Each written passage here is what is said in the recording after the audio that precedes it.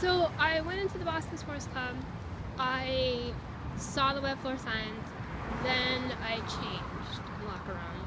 Then I went to the front desk, and there were a couple guys there, and I asked if one of them was the manager, and someone said he was the manager who was there then. And I said, all right, well, I don't really know how to talk about this. I'm kind of in a difficult situation, but I'm Lena, and I started being a member of Boston Sports Club several months ago, and I've been paying fees for months, since February, March, whenever that was. But I only started actually going to the facilities like a few weeks ago, and I mostly went over to one of the Prudential Center. This is also that I told him.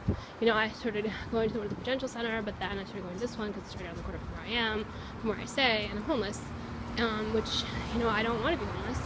I have been looking for an apartment for a year. I have a Section 8 voucher, but nobody will rent to me. Nobody will rent to me.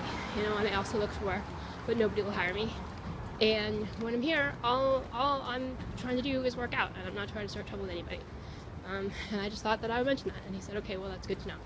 And I kind of hoped, he was polite enough, but I just kind of hoped that when I left an hour later, the wet floor signs would be gone from the lobby, and they weren't. They just were kind of all where they already had been before when I walked in the door.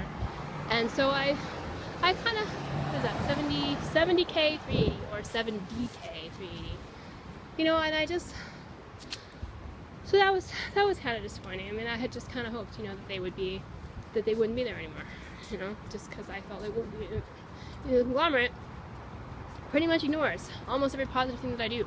Certainly doesn't talk about it for weeks and weeks and months and months and years the way it does, like every mistake I make or everything that it wants to interpret as being, wrong or bad that I do, or any of that stuff. As far as most people probably know, I really am just like, just like the most horrible person who ever lived, who just could never be punished enough. And the real story is just not part of anybody's consciousness. And I am not trying to get publicity. I just don't want to be abused anymore. This is 2GL215. Yeah. I mean, I've mostly been ignoring all the stuff that's been happening around me today, just because I'm just so tired of it. I'm so tired of documenting it and having it just a very bad feeling to document it and have it all just continue like day after day and after day after day after day. It's just such a horrible way to live. So anyway, I picked up the wet floor signs that were out there in the lobby, and I put them kind of like around the corner with another wet floor sign that was still kind of visible, but not so much out there. And I just looked at someone else who I think had not been at the front desk when I got there, and I said, you must have forgotten these when you mopped. He's like, oh, I didn't mop. I was like, oh, okay. And then I left, and I hope they won't put them out again.